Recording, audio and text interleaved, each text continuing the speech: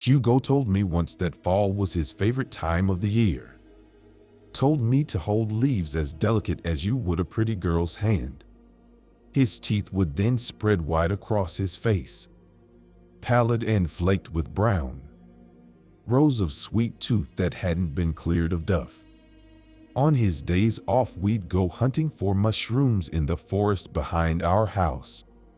It is hard to tell which mushrooms are edible, Hugo would say. Always said, giddy over the possibility of the inedible as he led me through the forest. My studies turned to what you can eat. It didn't matter if it were safe or not. That day, Hugo pulled me along, his meaty fingers pressed white-hot divots into my skin. I followed as quickly as I could, but Hugo was excited. Alcohol and smoke wafting off him in ribbons. My shoes filled with filth.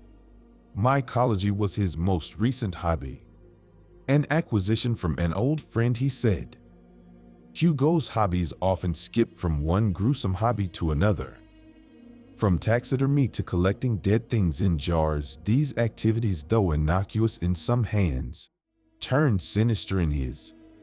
A field mouse captured in our backyard was less a friend and more an exercise in how long he could extend its suffering, how well he could preserve those little moments of despair, driving a needle in, then capturing the moment in frame-by-frame photographs. To pinpoint the exact moment, the most minuscule of details, measured them in the span of flesh stretched to its limit, twisted in abject horror. It was a different kind of science, one that I likened to a kind of dark magic, powerful and detrimental to its user and the people around him. Wrapped up like something beautiful and awful, sequined and glittering, but dripping in oil slick, rainbow sheets of sludge. Hugo yanked me forward, grip turning tighter. I ripped and he laughed, still dragging me along over root and rock until we hit a clearing with one solid hairy tree sitting in its center.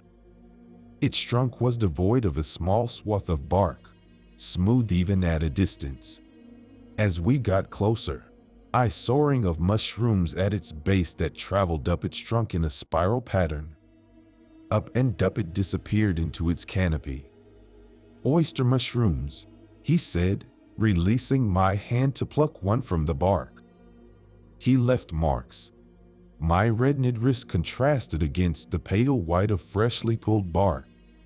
It reminded me of his angry red gums gnashing at me. Smiles and frowns.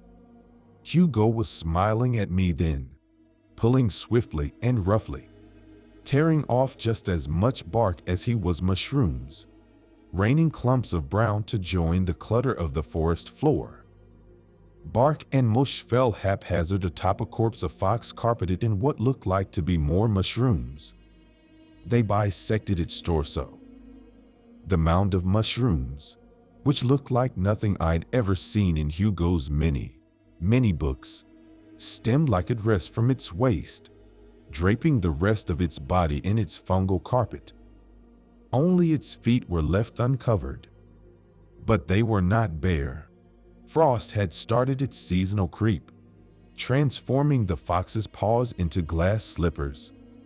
Winter's supine approach had begun, starting with horror.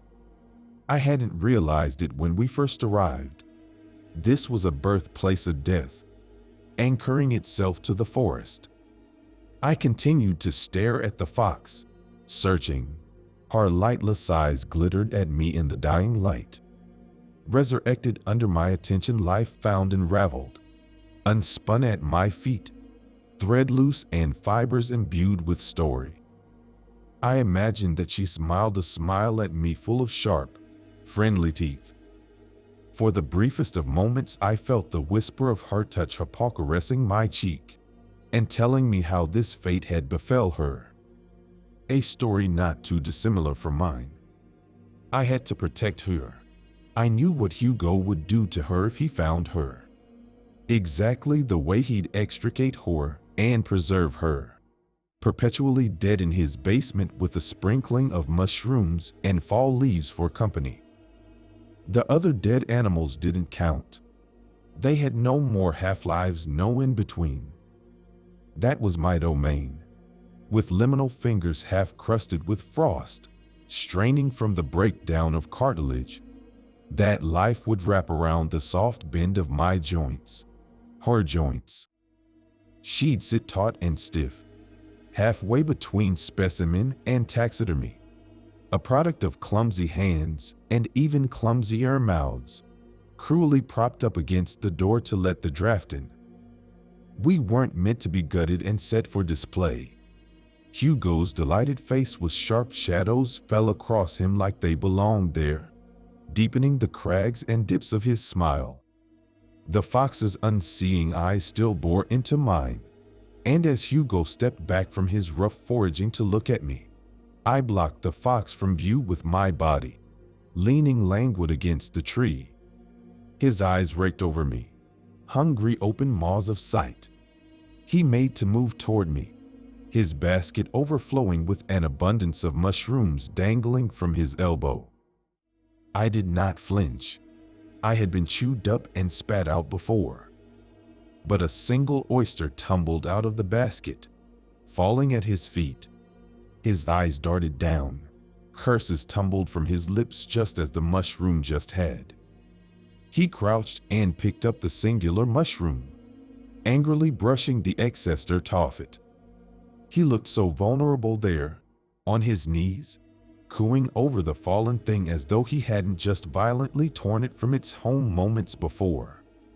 A rock sat right by the fox's head, large enough to serve as its stony pillow, jagged enough that it could promise a painful and messy death.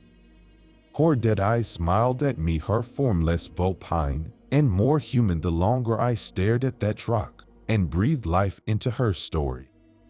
If the fox had hands and strength enough to lift it, would it have lived?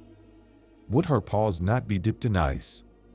Would she be here now, acting as my hands? My hands had already found their way to the rock, having leaned down as I had pondered those questions. I inched closer to Hugo, staring at the top of his head. I examined his receding hairline and the numerous nascent liver spots and silver hairs that looked like pencil lines interrupted by a filthy and worn-down eraser. His eyes met mine then. I don't know how he didn't notice until I was already towering over him, rock gripped in both my hands, raised over my head. His eyes bore into me, terribly blue eyes as death clung to me, whispering to me I'd never get them out of my haired leaves to mushrooms, not until. She sat at my shoulder, right there inside the memory of our house, sitting quietly without him. A vision tailor-made for me. Her tails unfurled, her teeth sharpened. Her gown of mushrooms was apparent and as white as the snow, taking on the quality of shaggy fur, delicate like the tendrils of a medusa. She was a woman sitting on our porch. She was a fox sitting on my porch, her ears tipped with frost and twitching as leaves fell from our maple tree, never falling outside of the careful circle that we laid out for him. What would I do without him? She asked. Maybe spend that fall studying the weight of the leaves and measure them in the fade of green to withered brown. Gather them in piles. Feel how they'd crumble to pieces in my hand, crunch of their skeletons, soft and grainy in their collapse. Decomposition will sit with you, set in the circumstance of life. Circles of death and rot. The house will sit empty, but they will sit quietly. No hands to interrupt. My hands shook, imagining the collapse she shook, shedding the gown of mushrooms, taking on the look of death in its entirety and encouraging me to lift. And so I did. As I raised the stone higher, I watched his eyes drown with a surety, a certainty, realization, recognition. She comes for us all at some point, clever little foxes that don't stay dead. But for now she wasn't here for me. All she did was help guide my hand. The oyster mushroom he had cleaned of dirt sat snug in his hand. I could see it waiting, the knowing of what was to come and the knowing that it would not change anything for it and its brethren. But Hugo and his eyes, those terribly blue eyes, did not care. He smashed it in his fist, letting its flesh ooze out between his fingers. And for the second time that day he showed me that sweet-toothed smile, wide and menacing.